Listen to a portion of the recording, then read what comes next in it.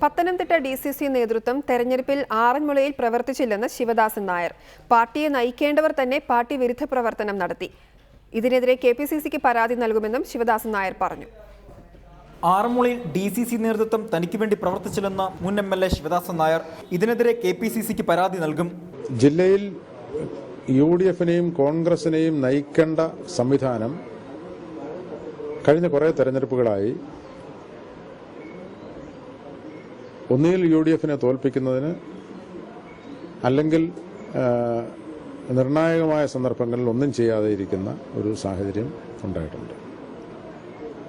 അത് പരിഹരിക്കുന്നില്ലെങ്കിൽ ഈ ജില്ലയിൽ മുന്നോട്ട് പോകാൻ സാധ്യമല്ല. ജില്ലയിലെ കോൺഗ്രസിനെ നയിക്കേണ്ടവർ തന്നെ തോൽപ്പിക്കാൻ ശ്രമിച്ചു. DCCയിൽ പ്രശ്നങ്ങൾ ഉണ്ടായിരുന്നുവെന്നും അത് പരിഹരിക്കാൻ KPCCക്ക് കഴിഞ്ഞിട്ടില്ലെന്നും ശിവദാസൻ നായർ ആരോപിച്ചു.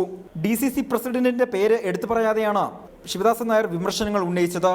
അതേസമയം ആറന്മുളയിലെ സ്ഥാനാർത്ഥി, പാർട്ടി, മുന്നണി ഈ ഘടകങ്ങളാണ് തോൽവിക്കുള്ള പ്രധാന കാരണമെന്ന് DCC പ്രസിഡന്റ് P. മോഹൻരാജ് പറഞ്ഞു. 67 നമ്പർ ബൂത്ത് അദ്ദേഹത്തിന്റെ സ്വന്തം വീടിരിക്കുന്ന, കുടുംബപരമായി ഇരിക്കുന്ന ബൂത്താണ്.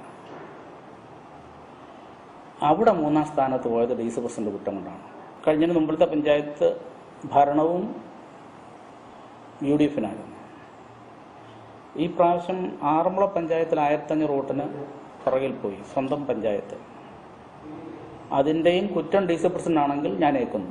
സ്ഥാനാർത്ഥി നിർണയത്തിൽ തന്നെ കോൺഗ്രസിനുള്ളിൽ പ്രശ്നങ്ങൾ ഉണ്ടായിരുന്നു. അതൊന്നും പരിഹരിക്കാൻ കഴിയാതെയാണ് ആറന്മുളയിൽ പാർട്ടി പ്രവർത്തിച്ചത്.